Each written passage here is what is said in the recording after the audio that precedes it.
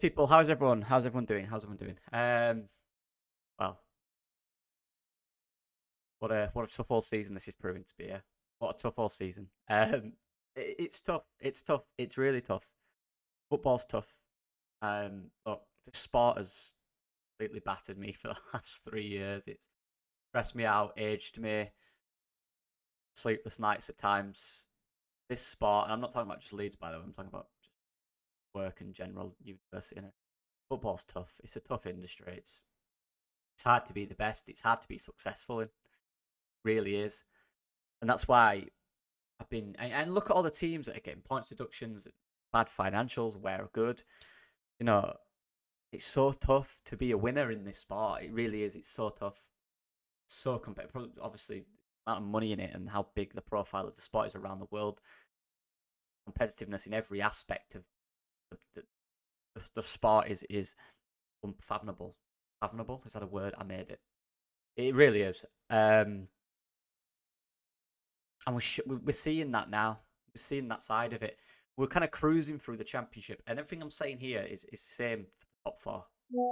Exactly the same, all the same. We're cruising through the championship, and I remember after games, and speaking to people online and my dad and people like that, going, it was a bit too easy for us that, so we took our foot off the gas, kind of 2-0, 3-0 up, and the other team showed no real impetus to get back into the game. It was too easy at that point. It was too easy. You look at Ipswich and Leicester as well, the runs they went on, and kind of knowing that they'd win every game, and we had to keep winning, and we did for a point. It was really good, and for the most part, we were winning.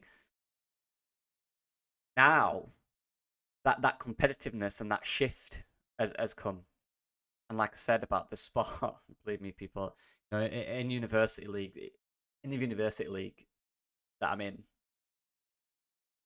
there's 6 teams in our bracket, so you play everyone 10 games a season. It gets to the point where drop game that could literally be the season over. So being in that kind of every game needs to be a win. You can't lose every game, and that's kind of the situation we're in right now. What is that? What is that doing? Close the blind. But that situation, it's this emphasis on you have to win. You have to get every single point. Every single team now is fighting for something. Middle of the table, middle of the season, you're kind of just figuring out what's happening, where you're meant to be. Do we need this? Do we need that? You're kind of finding your rhythm, your form, your competitiveness, style of play. You're still adapting it. But at this point now, everything is so clear from every team in what they need to do. And if for example Sunderland don't have that impetus, to that word, don't have that idea whether they're going up or down because they kind of just stayed in the middle. Their sole focus becomes on, can we take something from this season, i.e. beating a Leeds United, beating a Leicester, beating Ipswich, beating Southampton. These are now the incentive for them to do something. And that's it. That's the key word, the incentive of every game and what it means to everyone. That's why you're seeing every top 4 team struggling. Now back to us and what that means to us, how we overcome that. It's quite simple to say, but not simple to do. You have to up your game. You have to be the main reason in that game. You can't be, they were always going to win because they wanted it, because they have this to play for, because they have that to play for. We have promotion to the Premier League to play for. And that brings a different type of pressure. That brings a different type of understanding and mentality in games, especially where the crowd is rightfully angsty and nervous and everything that isn't progressive and forward. It's scrutinised. It's a tough kind of mental spot to be in for a player because you question every decision, you question everything you do. Rightfully, by the way. It is at times too slow, it's too pedestrian. No one's moving as much as we want. We're not playing forward or to the right in opportunities where it's clearly there with overloads as well. It's gotten to the point this season now where every single team fighting for whatever reason. I truly don't believe in this whole we're on the beach. That doesn't exist. Doesn't exist. The only thing being mid-table does, knowing you can't go up or go down, is alleviates any pressure.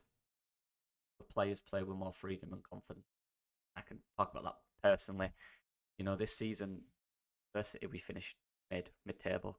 Started off really well, started off bad, had a middle, not great in the final third of the season. Then the last game of the season, we played top of the league, who absolutely tore the league apart. We had zero pressure on us, and we battered them and beat them well and truly as well. And it's strange. It's strange. But that's sport. Like, that's what I mean. We had nothing to play for. We didn't, in essence. But in a way, we had everything to play for because we wanted to beat top of the league, and that kind of pushed us so hard to do that we did it. There was no pressure, and the incentive to win the top of the league is everything you want as a footballer. You want to be the under. You want to beat the top dog. No pressure on your back. No, you're not going to go up or down. It doesn't really matter.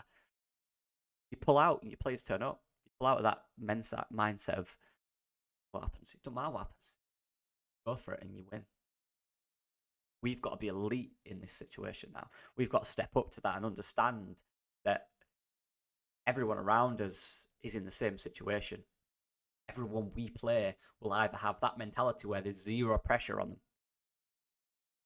or they're fighting to stay in this league, or they're pushing for promotion. Every team we play now to the end of the season has that incentive. Middlesbrough are on an unbelievable run. They're just 6 points now off the top six. 6 points. That's it. QPR fighting for relegation. Blackburn played next, fighting for relegation. Southampton, by that point, would be fighting for the top six, depending on how, if they win their games in hand, and then it comes down to the 3 points and it's against us. Unlikely, but it could be there. There could be an incentive. Or either that or they're playing for playoff form. They want to go into the playoffs with a win in their last game against Leeds. Gives you real confidence. So there's always an incentive now. Always. No game is easy. No game is on the beach. Nothing. Doesn't exist, in my opinion. Doesn't exist. Doesn't. And then there's the added incentive of what happened to Stuart, what happened to the retirement of Stuart Dallas. But what a player, what a man. It's all about memories and feeling it gets as a fan, as a football fan, the memories you'll have. He was a vital part of that promotion season. In the first season in the Premier League, he was playable. From left back, centre mid, wherever you played him. First season in the Premier League, playable. Dominate midfields of world-class centre mids. He'd dominate them. Turn up in big moments. He'd be that player that would drag us through some tough times. What a man. Never once complained, on the pitch anyway, about where he played positionally. Never once used for bad things. Just went to work and did his job and did it excellent. A massive, massive reason for not only our promotion, but, our 9th place finish in the Premier League. And Marcelo Bielsa, he was a key cog and arguably one of our best players in those 2 years. Unbelievable. Really unbelievable. The true idea of the Bielsa player in a nutshell, Stuart Dallas. True. And again, incentive we have over Championship, getting to the Premier League, doing it for him. A player who's been around a lot of these players for a few years now, and the newer lads who've not actually seen him play, knowing he's been there every day and what he's meant for the club and what he means to the fans is a huge part of the club. It truly is. Now, you fight for him, you do it for him, you perform for him. And in a way, that takes the pressure off it. It's easier to perform for your friend, someone that you work with every day, someone that you really admire as a person, as a footballer, you're really close with. It's easier to perform for them than it is to perform to get to the Premier League. So the incentive now is, let's do it for him. That will take us up. Have to. Tiring, he can't play again because of injury. Not like he's old and he's gone on, he's got injured and can't play again.